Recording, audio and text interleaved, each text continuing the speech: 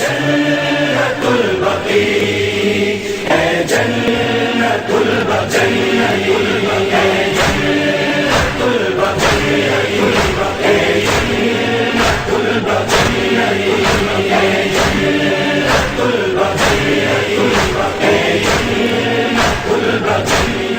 اللہ من الشیطان الرجیم، بسم اللہ الرحمن الرحیم، اللہم صلی علی محمد وآل محمد وعجل فرجہم۔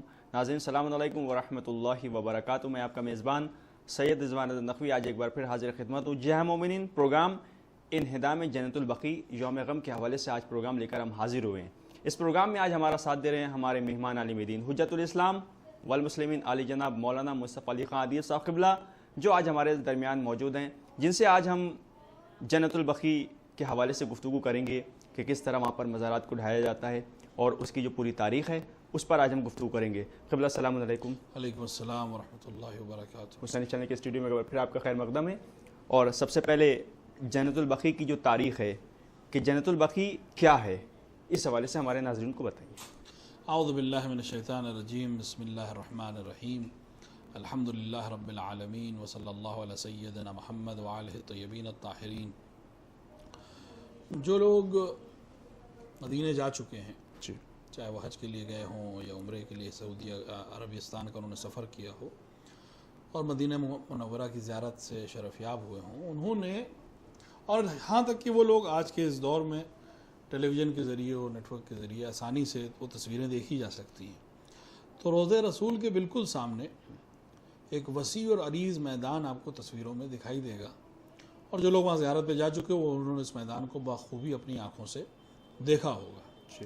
یہ وسیع اور عریض میدان جو دراصل میں ایک قبرستان ہے جس کو پہلے بقیع الغرقد کہتے تھے۔ اچھا، اس کی وجہ یہ تھی کہ یہاں پر ایسی جھاڑیاں تھیں جن میں کانٹے بہت زیادہ ہوتے تھے اور ان میں کوئی پھل اور میوہ نہیں ہوتا تھا۔ اچھا، بعد میں جب رسول اکرم وہاں آ گئے اور مدینے میں آپ نے قیام شروع کیا تو اس کو دھیرے دھیرے قبرستان کی شکل اس نے اختیار کر لی، اور سب سے پہلے یہاں پر جناب عثمان ابن مظعون کو دفن کیا گیا، اور بعد میں دیگر افراد بھی اس بھی قبرستان میں دفن ہوئے، اور وہاں دفن ہونے کی وجہ سے اور بعد میں ائمہ علیہ السلام، یعنی امام حسن علیہ السلام، امام زین العابدین علیہ السلام، امام محمد باقر اور امام جعفر صادق علیہ السلام کی قبور کی تعمیر کے بعد، کیونکہ پیغمبر سے روایت ہے کہ آپ نے فرمایا کہ اے علی، تم اور تمہاری اولاد جہاں دفن ہو، تمہاری دفن کی جگہ جنت کے بقعوں میں سے ایک بقعہ ہے اور جنت کے باغوں میں سے ایک باغ ہے، لہٰذا اس کو جنت البقیع اس عنوان سے لوگ کہنے لگے کہ یہاں کے اوپر ائمہ علیہ السلام کے مزارات تھے، اور رسول کی حدیث کی روشنی میں جنت کا ایک ٹکڑا ہوئے۔ انشاءاللہ ہم بعد میں اس کے اوپر مفصل بیان کریں گے۔ تو یہ ایک وسیع اور عریض میدان تھا اور ہے جہاں پر مومنین اور تابعین اور صحابہ اور ائمہ مسلمین کی قبور موجود تھیں اور موجود ہیں، اور ان کے اوپر ایک بہت عظیم مزارات تعمیر تھے جو سن 1344 ہجری میں وہابیوں نے حملہ کر کے منہدم کر دیے، جو اور 8 شوال کو بقیع کے مزارات کو منہدم کیا گیا، جس کی ہم اور آپ ہر سال یاد مناتے ہیں۔ تو جنت البقیع دراصل میں ایک قبرستان ہے جہاں پر ازواج پیغمبر، ائمہ مسلمین، ائمہ طاہرین، تابعین، صحابہ اور دیگر مومنین اور مومنات کی قبریں موجود تھیں، اور لوگ آج بھی وہاں پر دفن ہوتے ہیں۔ صرف اور صرف فرق اتنا ہو گیا کہ اب وہاں پر زیارت پر جانے والوں پر پابندیاں ہیں، اور ائمہ علیہ السلام کے جو مزارات وہاں تعمیر ہوئے تھے ان کو منہدم کر دیا گیا، جو کہ دراصل ایک فضیع ترین کام ہے اور توحید کے نام پر توحید کی نشانیاں مٹانے کا کام ہے۔ ہمارے یہ لوگ جو یہ کہتے ہیں کہ مزارات کی تعمیر خلاف شریعت ہے اور خلاف اسلام ہے اور خلاف توحید ہے، ان کے ساتھ مسئلہ یہ ہے کہ انہوں نے توحید کو صحیح سے سمجھا ہی نہیں۔ بالکل، انہوں نے زیارت کو کے مفہوم کو غلط طریقے سے لیا، یا تو وہ سمجھے نہیں ہیں یا وہ سمجھنا چاہتے نہیں ہیں، کہ اگر کوئی انسان کو، ہر اہل علم، ہر انسان جو تھوڑا سا شعور رکھتا ہے، ہر وہ قوم جو زندہ ہے وہ اپنے ماضی کو یاد رکھتی ہے. بالکل بے شک. وہ قومیں جو اپنے ماضی کو بھلا دیتی ہیں وہ قومیں بھی ختم ہو جاتی ہیں. بالکل بے شک. ہر قوم چاہے اس کا تعلق کسی مذہب سے ہو، کسی فرہنگ سے ہو، کسی ثقافت سے ہو، وہ اپنی پرانوں اور لوگوں کی اور اپنی گزشتہ نسلوں کی نشانیوں کو سنبھال کر رکھتی ہے. جی. چاہے وہ قبر کی صورت میں ہو، چاہے وہ کتبے کی صورت میں ہو، چاہے وہ تحریر کی صورت میں ہو، چاہے وہ میوزیم میں رکھی ہوئی کسی شے کی شکل میں ہو، لیکن ہر قوم اپنے گزشتہ کو سنبھال کر رکھتی ہے. اس کو اس لیے سنبھال کے رکھتی ہے کیونکہ اس کا جو آج حال ہے اور اس کا جو کل مستقبل ہوگا اس کا بہت گہرا تعلق ہے اس ماضی سے جس کو اس نے سنبھال کے رکھا ہے. اگر وہ ماضی کو اس لیے سنبھالے کہ اس سے عبرت حاصل کرے تو یہ قوم ترقی کرے گی. بے شک. اور اگر ماضی کو اس لیے سنبھالے کہ صرف اور صرف اس پہ فخر کرے تو یہ ترقی تو نہیں کرے گی، لیکن بہرحال اس کا ایک ماضی محفوظ رہے گا. یہ جو لوگ کہتے ہیں کہ مثلا قبور کی تعمیر غلط ہے یا مثلا قبور پر جانا غلط ہے، تو ہمارے پاس قرآن سے، حدیث سے، روایات سے، علماء کے عمل سے یہ چیز ثابت ہے کہ نہ قبور پہ جانے کو رسول نے منع کیا، نہ امام نے منع کیا، اور نہ ہی قبور کی تعمیر کو منع کیا. جہاں پر ممانعت ہے وہ خاص موارد ہیں اور اس کے اوپر وہاں پہ بحث کی جا سکتی ہے کہاں پر منع ہے اور کہاں پر جائز ہے، خاص مواقع کے علاوہ نہ رسول نے، کیونکہ عبرت کی جگہ ہے. خود رسول سے روایت ہے کہ قبرستان پہ جاؤ تاکہ تمہیں عبرت حاصل ہو. بالکل. جب انسان قبر پر جائے گا تو اسے یہ عین توحید ہے، یعنی جب وہ جائے گا قبر پر، وہ انسان جو دنیا کے ہر معاملے میں الجھا ہوا ہے، ہر چیز میں الجھا ہوا ہے، اس کا ذہن ہر چیز میں ہے لیکن یاد خدا سے غافل ہے. جب انسان قبر کو دیکھتا ہے تو ایک لمحے کے لیے اس کو ضرور یاد آئے گی موت، اور جب موت یاد آئے گی تو اسے خدا ضرور یاد آئے گا. جو مومن ہے، با ایمان ہے، اسے خدا بہرحال یاد آئے گا. اور پھر ایک لمحے کے لیے صحیح، جتنی دیر وہ قبرستان میں ہے، جتنی دیر اس کی ذہن میں وہ قبر موجود ہے، وہ اپنے اعمال کو سمجھے گا، اپنے کردار کو سمجھے گا. تو یہ جو کہا جائے کہ مثلا قبر پہ نہیں جانے، تو رسول نے خود فرمایا کہ آپ قبروں پہ جاؤ، بالکل یہ عبرت کی جگہ ہے. بے شک. تو یہ جو عمل انجام دیا گیا، جو میں نے عرض کیا کہ توحید کے نام پر توحید کی نشانیوں کو توڑنے کا کام کیا گیا. اچھا. بالکل. ہدف کچھ اور تھا، بہرحال اس کو وہ خود جانے یا ان کا خدا جانتا ہے کہ انہوں نے کس ہدف سے اس کام کو انجام دیا. لیکن اہل بیت، ائمہ طاہرین، اصحاب، تابعین، ازواج رسول، ان سب کے مزارات کو ڈھا دیا گیا جو اپنے آپ میں نشانیاں تھیں اسلام کی بزرگی کی، خداوند عالم کی وحدانیت کی، کیونکہ کوئی ان مزار کی پرستش نہیں کرتا تھا وہاں جا کے. ہاں بالکل. ان مزارات کے اوپر جو احترام کیا جاتا تھا، یا آج بھی ہم مزارات پر جو جا کے احترام کرتے ہیں، وہ اولیاء خدا ہونے کے لحاظ سے کرتے ہیں. ہاں ہاں بالکل. ہم صاحب قبر کو اس لیے اس کے لیے اصال ثواب کرتے ہیں، اس لیے قرآن پڑھتے ہیں، اس لیے وہاں جا کر اپنے چیزوں کو بیان کرتے ہیں یا اس کی قدر کرتے ہیں، کیونکہ اس کے ذریعے سے ہم خدا تک پہنچتے ہیں. بے شک بے شک بے شک. بالکل. اور وابتغوا الیہ الوسیلہ، اور اس کے تک پہنچنے کے لیے وسیلہ تیار. یہی اولیاء خدا، یہی ان کی قبور ہم کو ان تک پہنچاتی ہیں. جی جناب، جیسے کہ ابھی آپ نے ذکر کیا کہ جنت البقیع میں کون کون سی شخصیات دفن ہے جن کی وجہ سے اس جنت البقیع کی اہمیت بہت بڑھ جاتی ہے جو کہ دوسرے قبرستانوں کی اتنی نہیں ہے، اس حوالے سے ناظرین کو بتائیں. بے شک جنت البقیع کی میں آپ کی خدمت میں عرض کروں کہ جب جنت البقیع کے اوپر حملے کی بات ہوئی اور یہ ہوا کہ وہاں کے اوپر مزارات کو توڑا گیا ہے، تو بہت سے لوگوں کو یقین نہیں آیا. یہ سن 1344 کی تقریباً بات ہے، تقریباً 90 سال پہلے کی بات ہے. کسی کو یقین نہیں آیا. یہ وہ زمانہ تھا جب ہندوستان میں آزادی کی نہضت چل رہی تھی. تو اس وقت یہاں پر خلافت موومنٹ ہونے کی وجہ سے اور خلافت عثمانیہ کو بچانے کے لیے جو ایک کمیٹی خلافت بنائی گئی تھی، اس نے ایک کمیٹی کی تشکیل دی اور اس کمیٹی نے جا کر مدینے کا دورہ کیا، کیونکہ ان کو یقین ہی نہیں آ رہا تھا کہ کوئی مسلمان اس طرح آ کر ان مزارات کو ڈھا سکتا ہے. اس کمیٹی نے آ کر ایک رپورٹ پیش کی جو خلافت کمیٹی کی رپورٹ ہے، اور اس میں انہوں نے ان تمام جگہوں کا ذکر کیا جو آل سعود نے اور وہابیوں نے سن 1344 میں مدینے اور اطراف مدینے میں ڈھا دی. کہ ہمارے پاس وہ فہرست موجود ہے تاکہ حوالے کے ساتھ بات ہو جائے. ہم بتا دیں کہ جو خلافت کمیٹی کی رپورٹ ہے اس کے صفحہ نمبر 88 کے اوپر یہ پوری فہرست موجود ہے. اس کے اندر جنت البقیع اور اس کے اطراف کی ان جگہوں کا ذکر ہے کہ جہاں کے اوپر مزارات موجود تھے. میں صرف فہرستوار کچھ جگہوں کی چیزیں آپ کے سامنے پیش کر رہا ہوں کہ شہزادیان خاندان نبوت، یعنی رسول کی بیٹی کا مزار، اہل بیت کا مزار، اہل بیت سے تعلق رکھنے والی دیگر خواتین، جس میں جناب مثلاً جناب فاطمہ سغرا بنت امام حسین علیہ السلام اور دیگر کے مزارات وہاں موجود تھے جن کو ڈھا دیا گیا۔ اس کے ساتھ ساتھ ازواج مطہرات رسول اکرم تقریباً 9 بیویوں کے مزار جنت البقیع میں موجود تھے، ان کے اوپر بقعہ تھا، ان کے اوپر بارگاہ تھی، ان کے اوپر گنبد تھا، جن کو ڈھا دیا، سب کو ڈھا دیا گیا۔ مزارات مشاہیر اہل بیت یعنی امام حسن علیہ السلام، امام زین العابدین علیہ السلام، جناب رسول اکرم کو جو فرزند جناب ابراہیم جو ماریہ قطبیہ کے بطن اطہر سے پیدا ہوئے تھے، اور امام حسین علیہ السلام کے اوپر پہلا فدیہ ہے رسول کی طرف سے، جس کی وضاحت کرنا کا یہاں موقع نہیں ہے، ان کا مزار، امام جعفر صادق علیہ السلام، امام محمد باقر علیہ السلام، ان کا مزار خلافت کمیٹی نے اپنی رپورٹ میں لکھا کہ یہ مزارات وہاں موجود تھے اور ان کو ڈھا دیا گیا۔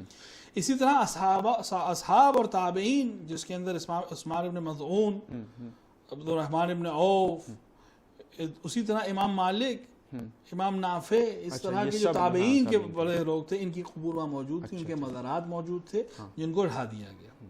اسی کے ساتھ ساتھ اور بھی وہاں پر چیزیں تھیں جن کو ڈھا دیا گیا تھا۔ اس جنت البقیع کی جو اہمیت ہے اس کے اندر ازواج پیغمبر دفن ہیں، اس کے اندر اہل بیت علیہ السلام کے اہم ترین فرد موجود ہیں، اور ساتھ ساتھ وہ بیویاں وہاں دفن ہیں۔ جناب فاطمہ بنت اسد رسول اکرم کی چچی، بلکہ رسول اکرم نے فرمایا کہ میری ماں آج انتقال کر گئی۔ یہ بہت بڑا جملہ ہے کہ رسول ہر حال میں رسول ہے، بے شک کوئی بھی جملہ ان کا جذبات کا نہیں ہوتا۔ رسول اکرم جب کوئی بات کر رہے ہیں تو وہ عنوان رسول بات کر رہے ہیں، لہٰذا وہ صرف جذبات میں آ کر محبت میں آ کر کوئی جملہ نہیں بول سکتے۔ رسول اکرم کہہ رہے ہیں کہ مجھے آج احساس ہو رہا ہے کہ میری ماں کا انتقال ہو گیا۔ جناب فاطمہ ان کی قبر وہاں موجود تھی، جو جناب امیر المومنین کی والدہ ماجدہ بھی ہیں۔ رسول نے اپنا پیراہن اتار کر کفن بنایا ان کی قبر میں لیٹے، اس قبر سے حکم دیا قبر کو کہ تم میری ماں کے اوپر رحمت سے ساتھ آنا، یعنی فشار قبر کے سلسلے میں رسول نے وہاں پر سفارش کی۔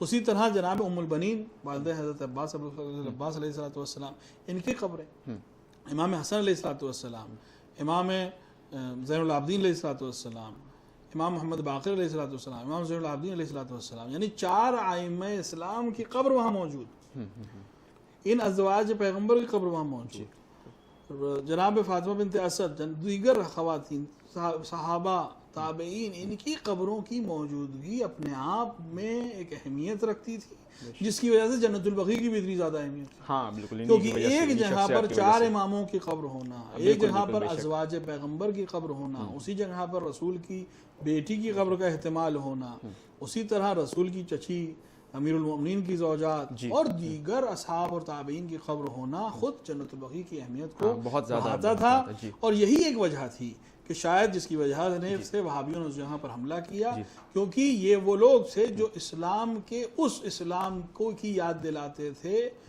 جو رسول کا اسلام تھا، جو وہ اسلام تھا جہاں خونریزی نہیں تھی، جو وہ اسلام تھا جہاں محبت اور الفت تھی، جو وہ اسلام تھا جس کے اخلاق کو دیکھ کر یہود و نصارہ مسلمان ہو رہے تھے، نہ کہ وہ اسلام جو وہابیوں نے آج پوری دنیا میں پھیلایا ہوا ہے کہ جہاں صرف خونریزی ہے، جہاں صرف قتل ہے، جہاں پر اسلام کے نام پر قتل، خون مسلمانوں کا خون بہایا جاتا ہے اور دیگر انسانوں کا خون بہایا جاتا ہے۔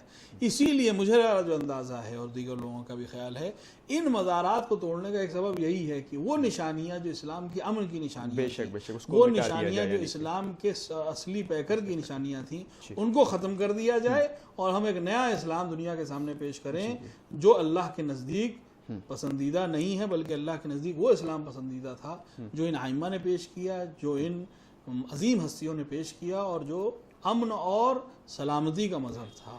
جیسے کہ ابھی آپ نے ذکر کیا کہ جان بوجھ کے ان مزارات کو ڈھایا گیا تاکہ جو ایک میسیج ہے، جو اصل جو ہے رسول کے جو ماننے والے تھے، یہ جو اصل جس سے اسلام ظاہر ہوتا ہے اس کو مٹا دیا جائے۔ تو ایک چیز یہ بھی بہت زیادہ جو کم پڑھے لکھے ہیں وہ یہ اکثر ذکر کرتے ہیں کہ مزاروں پہ جانا نہیں چاہیے، وہ شرک ہے، یہ بدعت ہے۔ اس حوالے سے ہمارے ناظرین کو بتائیے کہ قبور پہ جانا اور ان کا احترام کرنا اور وہاں پہ سورہ فاتحہ پڑھنا، یہ قرآن کی روح سے آپ بتائیں ہمارے ناظرین کے لیے۔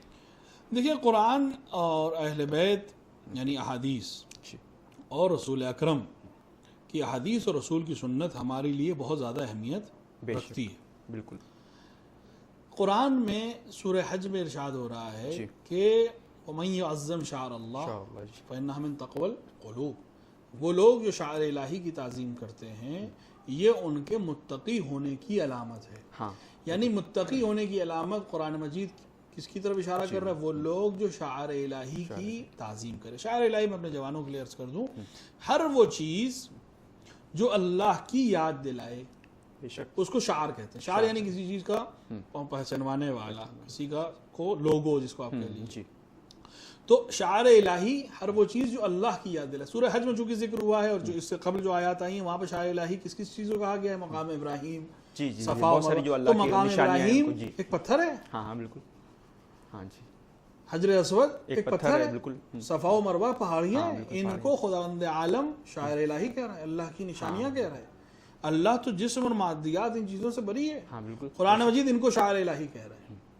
بے شک اللہ مادیات اور اللہ جسم و جسمانیات سے مبرہ ہے، لیکن کچھ چیزیں ایسی اس نے دنیا میں رکھی تاکہ انسانوں کو اللہ کی یاد دلائے. بے شک بے شک. اللہ جب انسان حجر اسود کو دیکھتا ہے تو اسے یاد آ جاتا ہے کہ یہ پتھر اس لیے لگایا گیا تاکہ یہ قیامت میں ہماری گواہی دے گا. جی بالکل. مقام ابراہیم کو دیکھ کر جناب ابراہیم اور جناب اسماعیل کا پورا قصہ اور خانہ کعبہ کی تعبیر کا پورا قصہ اس کے ذہن میں آ جائے گا.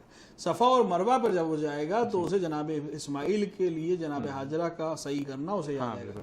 پورا حج اگر انسان جس نے حج کیا ہو اس کے ذہن میں ہو، جس نے حج کے سلسلے میں تھوڑی سی بھی گفتگو، اس کو سمجھ میں آ جائے گا کہ پورا حج یاد دلاتا ہے جناب ابراہیم اور جناب اسماعیل اور جناب حاجرہ کی پوری قربانیوں کو. جی بالکل. پورا حج وہی ہے، ہاں طریقہ کار وہی ہے. خداوند عالم کیوں خانہ کعبہ کے پاس بلا رہا ہے؟ خانہ کعبہ بھی ایک پتھر ہے، ہاں بالکل. ایک عمارت ہے. ایک عمارت ایک پتھر ہے. اگر یہی مسئلہ ہے تو یہ خانہ کعبہ کو بھی توڑ دینا چاہیے. ہاں ہاں یہی مسئلہ ہے تو مزار نبی کو بھی توڑ دینا نبی چاہیے. کو بھی. اور میں آپ کو بتاؤں کہ اگر ان کا بس چلتا تو یہی کرتے ہی، لیکن چونکہ کر نہ پائے لہٰذا آپ قانے ہو گئے اس چیز کے اوپر جہاں تک کیا تھا. جی. اور امت مسلمہ چونکہ بیدار ہو گئی، حالانکہ ابھی بھی بہت سے کام ہونا باقی ہے اور ضروری ہے کہ پوری امت مسلمہ چاہے اس کا تعلق کسی فرقے ہو کسی مذہب سے ہو وہ اس معاملے میں اکٹھا ہو تو دوبارہ ائمہ بقی کے مزارات کو تعمیر کیا جائے. مکے میں رسول اکرم کے خاندان اور دیگر حضرات کی جو قبور ان کو دوبارہ تعمیر کیا جائے اور پھر سے توحید کی ان نشانیوں کو منظر عام پر لایا جائے جن کو توحید کے نام پر ڈھا دیا گیا. تو ائمہ قرآن کہہ رہا ہے کہ شاعر الہی کی تعظیم کرو. حتیٰ وہ جانور جو قربانی کا جانور ہے اس کو خداوند عالم شاعر الہی کہہ رہے. جانور ہے بے شک، چار پایا ہے، لیکن چونکہ حاجی نے اس کو قربانی کے لیے آئے کر دی تو قربانی کس کو دے رہا ہے؟ خداوند عالم کی بارگاہ میں دے رہا ہے. خداوند عالم کو اس گوشت کی اس خون کی کوئی ضرورت نہیں. بالکل. ہاں بالکل. نعوذ باللہ اس کو اس گوشت سے کچھ کھانا نہیں ہے. جی بالکل. اس کو کھانا ہے، نہ اس کو پیاس لگتی ہے، نہ اس کو بھوک لگتی ہے. اس کے جسم ہی نہیں ہے، ان تمام چیزوں سے مبر رہا ہے. لیکن اس نے ان چیزوں کو اپنی نشانی قرار دیا کیونکہ جب انسان قربانی کرتا ہے بارگاہ خداوندی میں قربانی. بے شک بالکل. تو مسئلہ یہ ہوا کہ ہر وہ چیز جو خداوند عالم کی طرف انسان کو لے جائے وہ اس کی نشانی ہے. بے شک. چاہے وہ جانور ہو قربانی کا، چاہے وہ پتھر ہو، چاہے وہ پہاڑ ہو، چاہے وہ کچھ ہو، ہر وہ چیز جو خدا کی طرف لے جائے. ایک یہ مسئلہ. اب ہم آئیں کسی مومن ایک انسان کی قبر. انسان ایک عام انسان کی قبر عبرت دیتی ہے انسان کو، جیسے میں نے عرض کیا عبرت پہنچاتی ہے کہ موت اس کو یاد دلاتی ہے. ہاں بالکل. کہ ایک دن ہاتھ جو ہم چل رہے ہیں ایک دن ہم بھی ختم ہو جائیں گے اور اسی کی طرح مل جائیں گے. جی بالکل. ہاں بالکل. تو جب اس دن کی ہم نے کیا تیاری کی، کیونکہ اصل تو توحید اور معاد ہے. بے شک بالکل. کہ مرنا ہے اور بارگاہ خداوندی میں پہنچ کر حساب دینا ہے. قبر کو دیکھ کر انسان کو ایک لمحے کے لیے صحیح یاد ضرور آتا ہے کہ ہمیں مرنا ہے اور ہمیں حساب دینا ہے. ہاں. ایک عام مومن کی قبر ایسی ہوتی ہے. جی. چہ برسے کہ ان لوگوں کی قبر ہو جنہوں نے ایک نہیں ہزاروں اور لاکھوں انسانوں کی ہدایت کی. بے شک بے شک. جو اپنی زندگی میں چلتے پھرتے شاعر الہی تھے. جب وہ تلاوت کرتے تھے تو لوگ رک کر تلاوت سنتے تھے. جب وہ بیان کرتے تھے تو لوگ سن کر ان کے بیان کو سن کر لطف اندوز ہوتے تھے. جب وہ کسی اپنے کردار کو پیش کرتے تھے تو لوگوں کی سمجھ میں آ جاتا تھا کہ کردار کیسا ہونا چاہیے. تو یہ ائمہ ہوں، اصحاب ہوں، تابعین ہوں، ازواج پیغمبر ہوں، یہ تمام وہ لوگ تھے کہ جن کی قبور، جن کی زندگی میں بھی وہ اپنے آپ لوگوں کے لیے ہدایت کا مرکز تھے اور مرنے کے بعد ان کے مزارات ہدایت کا مرکز تھے. کیوں؟ کس طرح سے؟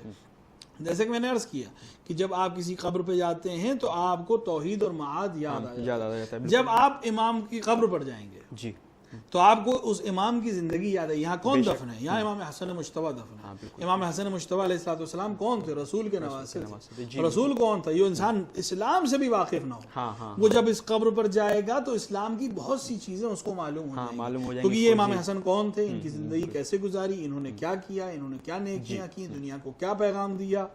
امام زین العابدین علیہ السلام نے دعاؤں سے کیا چیزیں. امام زین العابدین کو جب وہ دیکھے گا، ان کی قبر پر جب جائے گا، ان کے مزار پر جب جائے گا، تو جب ان کی شخصیت کے بارے میں سوچے گا، سمجھے گا، تو ان کے صحیفہ سجادیہ سے بھی آشنا ہوگا. جب صحیفہ سجادیہ سے آشنا ہوگا اور اس کو کھول کے پڑھے گا تو اس کے اندر ساری دعائیں اللہم کر کے شروع ہو رہی ہیں. بے شک الہی، یعنی توحید کا وہ پیغام جو امام سجاد نے اپنی ان دعاؤں میں دیا ہے، وہ شاید کسی اور دعا میں آپ کو نہیں ملے گا.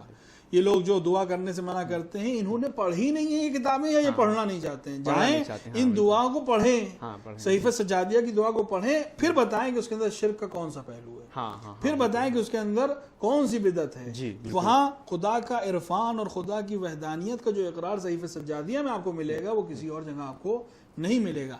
تو ان مزارات پر جا کر قرآن سے جو ہمیں دلیل ملتی ہے کہ ہر وہ چیز جو شاعر الہی ہو، جو اللہ کی طرف انسان کو لے جائے، اس کی تعظیم انسان کے متقی ہونے کی علامت ہے. بے شک بے شک. اب آئیں آپ حدیث کی طرف آئیں. قرآن سے یہ بات اور بھی بہت سی آیات ہیں، لیکن چونکہ وقت ہمارے پاس کم ہے. ایک حدیث ہے جس کو شیخ طوسی نے نقل کیا ہے، اور ائمہ اہل سنت اور علماء اہل سنت اور علماء اہل حق یعنی فرقہ تشیع نے اس حدیث کو معتبر جانا ہے. حدیث بہت طولانی ہے، میں اختصار کے ساتھ اس کے متن کو آپ کے سامنے پیش کر رہا ہوں کہ مفہوم حدیث اور مفہوم کہ رسول اکرم سے ایک انسان نے امام جعفر صادق علیہ السلام سے سوال کیا کہ وہ شخص جو امیر المومنین کی قبر کی زیارت کرے اس کو کیا ثواب ملے گا.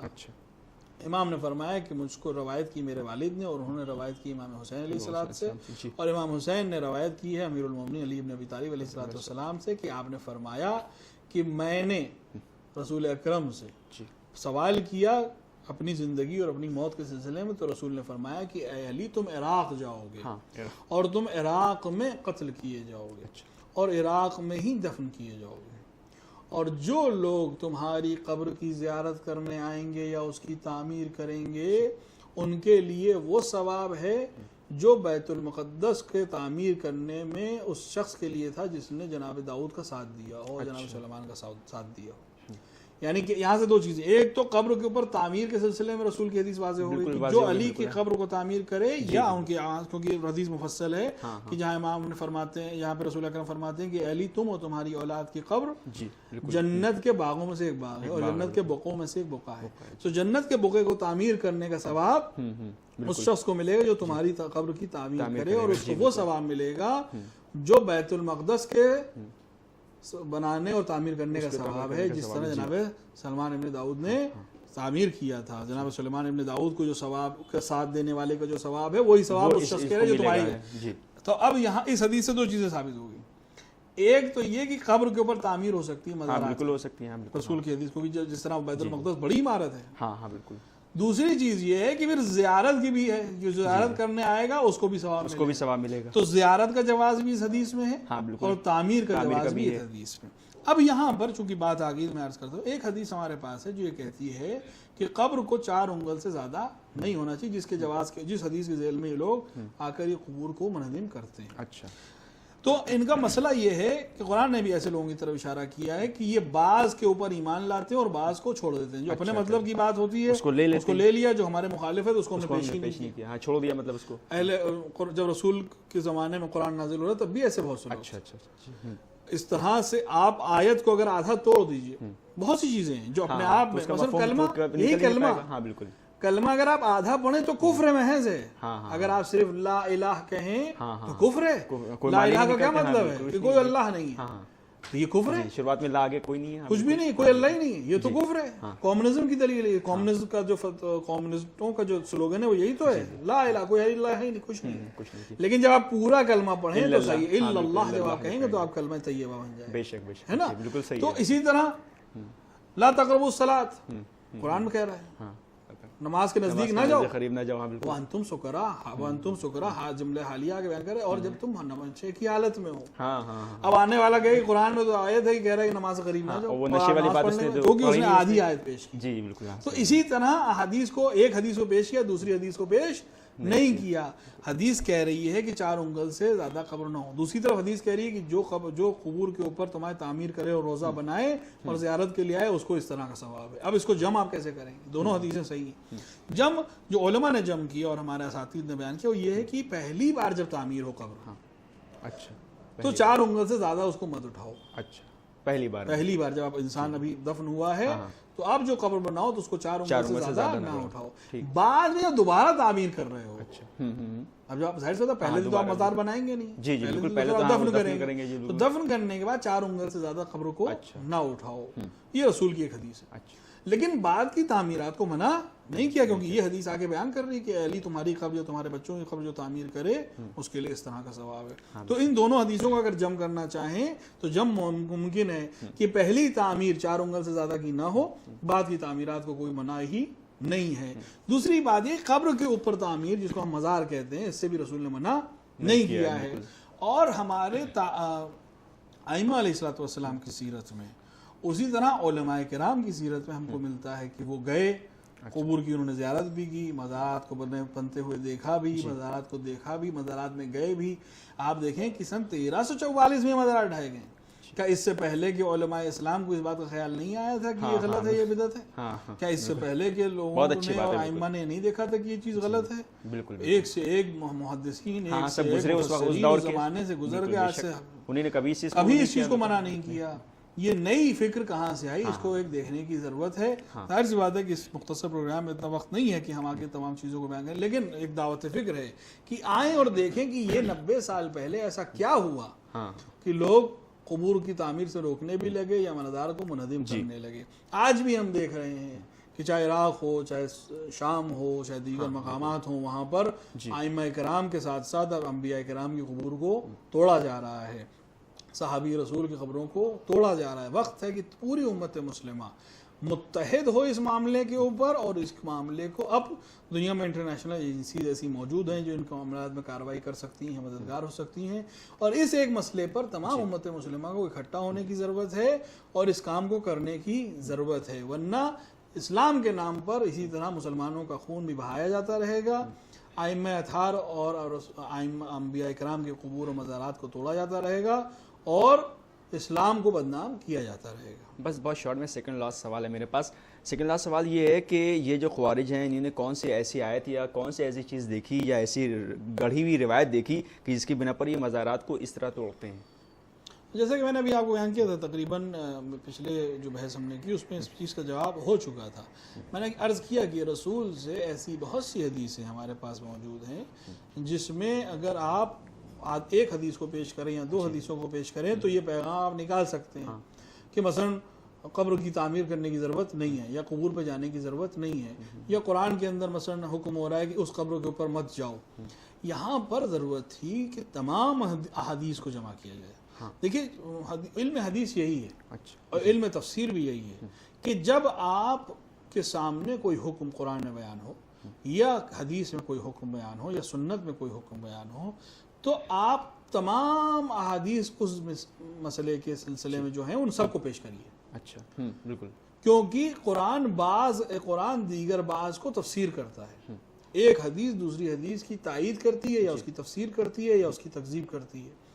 تو ایک حدیث کی بیس کے اوپر آپ آ کر کوئی بڑا فیصلہ نہیں لے سکتے ہیں جب تک کہ اور حدیثیں. مثلا میں آپ کے سامنے ایک چھوٹی سی مثال کروں، تھوڑی سی سنت کی روشنی میں آسان ہو جائے گا. رسول اکرم کے پاس ہزاروں کا لشکر ہے، 10,000 لوگوں نے لکھا روایت میں کہ 10,000 آدمی رسول کے پاس ہیں، اور اس سے پہلے 300 اور 1,000 آدمیوں کی موجودگی میں رسول نے بدر اور احد اور خیبر اور خندق کی جنگیں لڑی ہیں.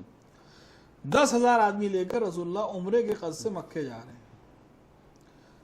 آپ بتائیں کہ ہم اور آپ اگر ہوں اور رسول کی پوری زندگی تاریخ ہم نے پڑھی ہے نا، اگر تاریخ نہ ہو، یہ اصل میں واقعہ ہو رہا ہو، تو آپ کے ذہن میں کہ اگر 300 آدمی بھی ہیں تو رسول کفار سے لڑیں گے، 1000 آدمی بھی ہیں تو رسول کفار سے لڑیں گے. آج تو 10,000 مسلح ہیں اور آج کفار سے رسول صلح کر لے.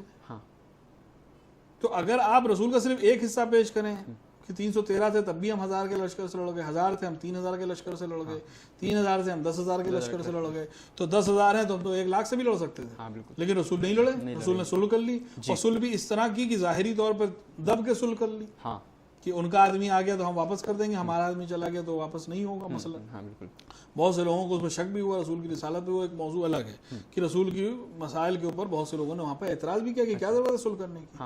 وہ لوگ جو کبھی جنگ نہیں کرتے تھے وہ اس وقت جنگ کے لیے تیار تھے، لیکن رسول نے وہاں پر منع کر دیا، اور رسول کی تمام جنگوں میں کہیں بھی فتح مبین نہیں کہا گیا، اور اس صلح کو اللہ نے فتح مبین کہہ دیا. تو آپ پورے کردار کو جب پیش کریں گے تب آپ صحیح سے نتیجہ نکال پائیں گے. اچھا کہ رسول نہ لڑائی کرنا پسند کرتے تھے نہ صلح کرنا پسند کرتے تھے، ہر وہ چیز پسند کرتے تھے جو اسلام اور اللہ کی مرضی کے مطابق. اچھا اگر جنگ کا موقع ہے تو رسول جنگ کریں گے، اگر صلح کا موقع ہے تو رسول صلح کریں گے.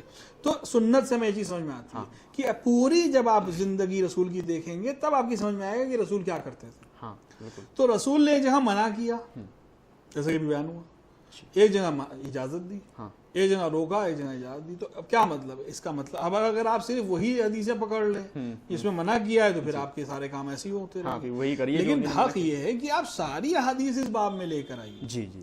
سارے علماء کرام اس مسئلے پہ متحد ہوں، سارے علماء کی زبانیں اور سارے علماء کے عمل کو لے کر آئیے، پھر فیصلہ آپ کیجیے. جی جی بالکل. قرآن جو منع کر رہا ہے تو اہل تفسیر جانتے ہیں کہ قرآن نے منافق کی قبر پہ ٹھہرنے سے منع کیا ہے، منافق کے لیے دعا کرنے سے منع کیا ہے، کافر کے لیے دعا کرنے سے منع کیا ہے. لیکن اس سے یہ بات ایک اصطلاح ہے منطق و فلسفے کی کہ اس بات شے نفی معدہ نہیں کرتا، یعنی کسی چیز کا ثابت ہونا اس بات کی دلیل نہیں کہ دوسرا نہیں ہے. جی یہ چیز ہونے کا یہ مطلب نہیں کہ باقی دنیا کچھ ہے ہی نہیں. رسول نے منافق کی قبر پہ جانے سے منع کیا، قرآن نے منافق کے لیے دعا کرنے سے منع کیا. اس کا یہ مطلب نہیں کہ مومن کے لیے دعا نہ کرو، اس کا یہ مطلب نہیں کہ مومن کی قبر پہ نہ جاؤ. تو مسئلہ ان کے ساتھ یہ ہے کہ انہوں نے بعض کو پیش کیا جو اپنے مطلب کی چیز تھی، اور جو ہمارے مطلب کی نہیں ہے اس کو یا تو ہم نے حذف کر دیا یا اس کو ہم نے پیش نہیں کیا، اور قوم سے کہہ دیا کہ تمہیں فکر و تدبر کرنے کی ضرورت نہیں ہے. قرآن کہہ رہا ہے فکر کرو، قرآن کہہ رہا ہے علم حاصل کرو. آپ دیکھیں جہاں بھی یہ حضرات جاتے ہیں وہاں سب سے پہلے یہ مدرسوں اور اسکولوں کو بند کرتے ہیں. آج بھی آپ دیکھیں پاکستان کے حالات دیکھیں، دیگر جہاں اسکول کی بلڈنگ کو بم سے اڑانے کا کیا مطلب ہے؟ اسکول جانے والے بچوں کو فائرنگ کرنے کا کیا مطلب ہے؟ اس کا مطلب ہی اسلام کیا کہہ رہا ہے؟ پہلا اسلام کا پہلا جو پہلی آیت جو رسول پہ نازل ہوئی کیا آیت نازل ہوئی؟ اقرا، پڑھو. ہاں بالکل پڑھو.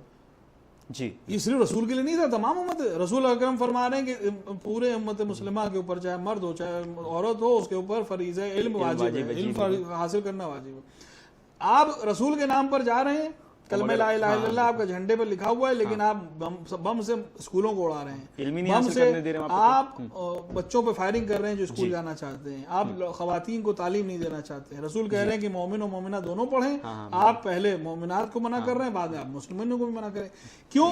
اسی سے سمجھ میں آ رہا ہے کہ یہ اسلام کے کو جو پیش کرنا چاہ رہے ہیں یہ وہ اسلام ہے ہی نہیں جس کا تعلق رسول اکرم سے تھا. یہ وہ اسلام ہے ہی نہیں جو اصحاب اور ائمہ علیہ السلام نے پیش کیا. یہ کوئی نئی چیز ہے، نئی فکر ہے، صرف لبادہ اسلام کو اڑا دیا گیا کہ نماز پڑھو اور کچھ نہیں، اللہ کا نام لو اور کچھ نہیں، اور اسکولوں کو ختم کر دو، کالجز کو ختم کر دو، مدرسوں کو ختم کر دو. کیونکہ جب قوم میں علم ہی نہیں ہوگا، قوم میں شعور ہی نہیں ہوگا، تو پھر جو تفسیر ہم بتائیں گے وہ عمل کریں گے، جو حدیث ہم بیان کریں گے اسی کو یہ مانیں گے. دیگر حدیث سمجھنے کے ان کے پاس فہم ہی نہیں ہوگا. لہٰذا یہی سے ان کی سازش سمجھ لینی چاہیے کہ یہ اسکولوں کو ختم کرنا چاہتے ہیں، یہ مدرسوں کو ختم کرنا چاہتے ہیں، یہ لوگوں کو جاہل رکھنا چاہتے ہیں تاکہ اپنے بتائے ہوئے اسلام اور اپنے بتائی ہوئی سوچ کو لوگوں کے ذہن میں ڈال دیں اور اپنے مقاصد کو حاصل کریں. اچھا جناب یہ بتائیے کہ ان کو کیا مسلمان کہا جا سکتا ہے، مسلمان کہنے کے لائق ہیں، اور ساتھ ہی ساتھ ان کی کیا سزا ہے جو اس طرح سے یہ اولیاء کرام کے جو مزارات کو ڈھاتے ہیں جس طرح سے جنت البقیع میں، کیا ان کو جو ہے کیا سزا ہے اس کی؟ دیکھیں جہاں تک مسلمان ہونے کا تعلق ہے، ہر وہ فرد تمام فرقے کے اور تمام مذاہب کے لوگوں کا کہنا ہے کہ جو لوگ اس طرح کے کام کرتے ہیں، رسول اکرم نے فرمایا کہ جو ایک انسان کسی مسلمان کو قتل کرے وہ مسلمان نہیں ہے. اس میں تو کوئی شک ہی نہیں ہے. ان کا میں نے عرض کیا انہوں نے صرف لبادہ اسلام اوڑھا ہوا ہے، چادر اسلام اوڑھی ہوئی ہے، ورنہ ان کا اسلام سے کوئی سروکار نہیں ہے. یہ ایک الگ ہیں اور یہ دنیا میں اسلام کو بدنام کر رہے ہیں، اسلام کے نام کے اوپر خون کی ہولی کھیل رہے ہیں. ان کا اسلام سے اور مسلمانوں سے کوئی تعلق نہیں ہے، کیونکہ ان کا کوئی بھی عمل نہ اس کو اسلامی تعلیمات کی نظر میں صحیح ٹھہرایا جا سکتا ہے، نہ رسول کی سنت کے ذریعے اس کو صحیح ٹھہرایا، نہ رسول کے عملی کردار میں وہ چیز ملے گی۔ رسول رحمت للعالمین ہے جی اور ہم مسلمانوں کو قتل کر رہے ہیں، یہ کہاں سے ان کا تعلق اسلام سے ہو سکتا ہے؟ دوسری بات یہ ہے کہ خود وہ حدیث مفصل جو میں نے آپ کے سامنے بھی پیش کی تھی، جس میں امیر المومنین سے امیر رسول اکرم نے فرمایا، وہاں ہمارے کام کی ایک اور چیز تھی۔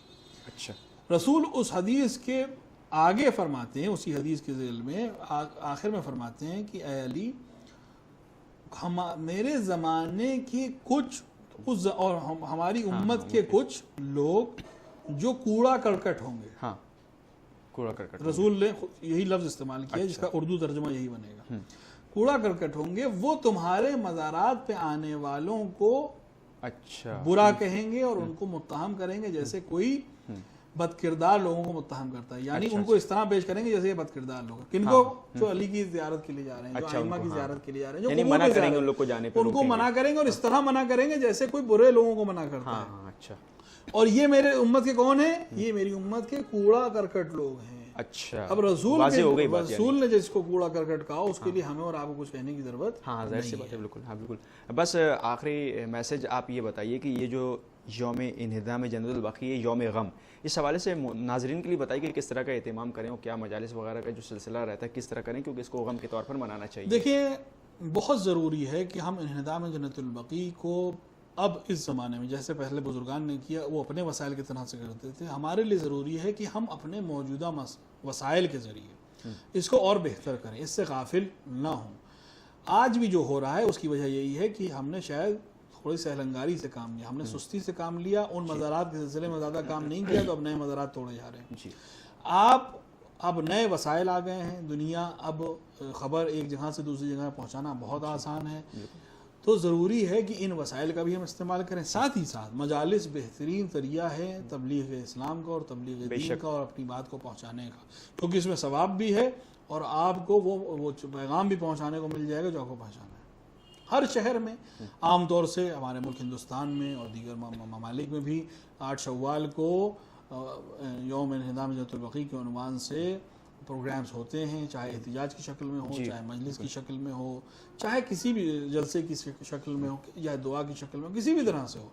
ہر وہ انسان جو جس طرح سے بھی شریک ہو سکتا ہے۔ جی بے شک، ممکن ہے کہ ایک انسان مجلس میں جا سکتا ہو، مظاہرے میں نہیں جا سکتا ہے، کہ انسان مظاہرے میں جا سکتا ہے، مجلس میں نہیں پہنچ سکا، کسی بھی طرح جس طرح آپ اپنے آپ سے یہ کہہ سکیں شام کو کہ میں نے آج جنت البقیع کے سلسلے میں کوئی نہ کوئی کام انجام دیا ہے۔ جو کچھ نہیں کر سکتا وہ انٹرنیٹ کے استفادے سے کرے، ہاں بالکل، اس پہ جو کہیں نہیں جا سکتا وہ دعا کرے، کم سے کم مریض ہے، گھر سے نہیں نکل سکتا، کہیں نہیں جا سکتا، انٹرنیٹ بھی نہیں چلا سکتا، دعا کے ذریعے کرے، تاکہ قیامت میں وہ یہ کہہ سکے کہ ہاں 8 شوال کو جو دن آپ ائمہ علیہ السلام کے غم کا دن تھا، میں نے بھی اس غم کا اظہار کیا اور اس میں شریک رہا۔ مومنین سے میری گزارش ہے کہ جہاں بھی مجالس ہو رہی ہیں اس میں ضرور جائیں، جہاں احتجاجات ہو رہے ہیں اگر جا سکتے ہوں تو ضرور جائیں، جس طرح سے بھی ممکن ہے وہ اس احتجاج کو پہنچائیں، اور ساتھ ہی ساتھ نئے جدید وسائل جو ہیں، نئے جو سوشل میڈیا میں ہم ہزاروں فالتو کے میسیجز اور فالتو کی تصویروں پہ کمنٹس بھی کرتے ہیں اور ان کو بھیج بھی دیتے ہیں اور فارورڈ بھی کرتے ہیں، لیکن جو کام کی چیزیں ہیں اگر ہم اس کے لیے اس چیز کو سوشل میڈیا کو صحیح طریقے سے اگر استعمال کیا جائے تو یہ بہترین ذریعہ ہو سکتا ہے تبلیغ اسلام کو اور اپنے پیغام کو پہنچانے کا۔ 10 منٹ اور 5 منٹ اپنی زندگی اگر آپ سوشل میڈیا میں نیک کام کے لیے دے دیں، یوم انہدام جنت البقیع کے سلسلے میں اپنے کمنٹس کو، اپنی تھاٹس کو، دیگر لوگوں کی تائید کو، مثلاً لیٹر، ایک آج کل سگنیچر کیمپین چلتا ہے کسی کام کے لیے، UN تک لیٹرز بھیجے جاتے ہیں، ورلڈ کی جو ہیریٹیج ڈپارٹمنٹ کی جو بڑے افسر ہیں یا بڑی تنظیمیں ہیں ان تک، ہیومن رائٹس آرگنائزیشن ہے، ان سب تک بھی اپنی چیزوں کو پہنچائیں۔ دیکھیں اگر آپ صرف اپنے قوم کے اندر تظاہرات کرتے ہیں تو بے شک اس کا ایک ثواب ہے، مجلس کا ایک ثواب ہے، سڑک پہ آپ تظاہرات کرتے ہیں 4 اخبار والے اگر اس کو دیکھتے ہیں، ان سب کے ذریعے پیغام پہنچتا ہے، لیکن سوشل میڈیا کے ذریعے اگر آپ کریں اور بہتر طریقے سے کریں اور آرگنائز طریقے سے کریں یا اپنے پیغام کو دیگر قوموں تک پہنچائیں تو فائدہ یہ ہوگا کہ ہر وہ قوم جو جاگ رہی ہے، چاہے اس کا تعلق آپ کے مذہب سے نہ ہو لیکن وہ جاگی ہوئی قوم ہو، تو وہ آپ کا اس معاملے میں ساتھ دے گی کہ آپ کے مقدسات کو اگر توڑا گیا ہے تو بعنوان انسانیت، بعنوان ثقافت، بعنوان عقل اور شعور ہر انسان آپ کا ساتھ دے گا. یہ ہماری ذمہ داری ہے کہ ہم اس تک پہنچائیں کہ ہم پر یہ ظلم ہوا ہے. ہاں بالکل. مجلس میں ممکن ہے وہ نہ آ سکے لیکن مظاہرے میں وہ آ سکتے ہیں, لیکن مظاہرے کو بھی اس طرح سے رکھیے کہ دیگر قومیں آپ کا ساتھ دیں, نہ کہ آپ کا مخالف ہو جائیں. مظاہرے بھی اس طرح سے کریے کہ اپنی بات کو ان تک پہنچائیے. صرف آپس میں نعرے لگا کر ہماری بات ختم ہو جائے گی اور لوگوں تک نہیں پہنچے گی. بے شک مظاہرے میں شرکت کرنے والے اپنے ہوں گے, لیکن جو لوگ آ رہے ہیں یا جو رستے سے گزر رہے ہیں ان تک بھی اپنے پیغام کو اس طریقے سے پہنچائیے جو صحیح پہنچانے کا طریقہ ہے, اور جس کے لیے میں نے عرض کیا کہ سب سے بہترین طریقہ آج کل کی سوشل نیٹ ورکنگ سائٹس اور میڈیا ہے کہ جس کے ذریعے آپ یہ پیغام پہنچا سکتے ہیں. سگنیچر کمپین کے ذریعے, UNO کے لیٹر کے ذریعے, ہر وہ کام جو آپ کر سکتے ہوں کریے تاکہ آپ قیامت کے دن, کسی سے آپ کو مطلب نہیں, کسی کو آپ کو جواب نہیں دینا ہے, آپ اپنے آپ کو جواب دیجئے اور اپنے خدا کو جواب دیجئے کہ جب قیامت میں آپ جائیں تو آپ کہہ سکیں کہ ہاں میں نے جنت البقیع کے لیے ایک کام انجام دیا. بالکل. ہاں بہت شکریہ جناب ہم سے بات کرنے کے لیے. تو یہ تو تھے حجت الاسلام والمسلمین علی جناب مولانا مصطفیٰ علی خان ادیب صاحب قبلہ, جو پروگرام انہدام جنت البقیع کے حوالے سے گفتگو کر رہے تھے. جہاں ناظرین اپنے میزبان سید رضوان رضا نقوی کو دیے اجازت, اس امید کے ساتھ کہ آپ سے پھر ملاقات ہوگی. آپ دیکھتے رہیے حسینی چینل. خدا حافظ. السلام علیکم ورحمۃ اللہ وبرکاتہ. فی امان اللہ. جنت البقیع